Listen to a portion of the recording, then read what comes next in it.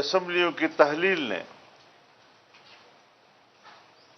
اس بحران کو مزید سنگین کر دیا ہے۔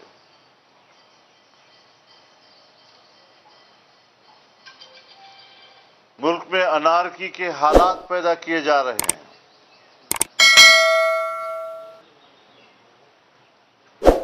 تحریک انصاف کے کارکن نوجوانوں کو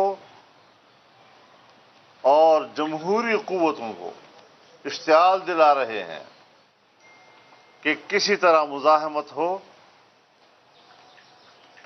اور ملک میں فسادات کے شعلے بھڑک اٹھے، اور اس طرح ملک کی سلامتی کو داؤ پہ لگایا جائے۔ آئین پاکستان کو سبوتاژ کیا گیا،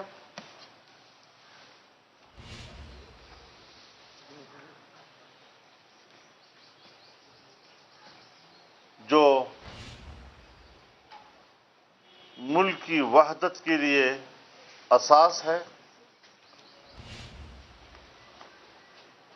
اور اگر آئین نہیں رہتا یا آئین کے ساتھ اس طرح کھلواڑ کیا جاتا ہے، اس کی اہمیت اور اس کی توقیر کو خاک میں ملایا جاتا ہے، تو پھر صاف ظاہر ہے کہ پاکستان کے وجود سوالیہ نشان بن جائے گا، اور اس کے لیے پاکستانی قوم کو ایک آواز بن کر اٹھنا پڑے گا۔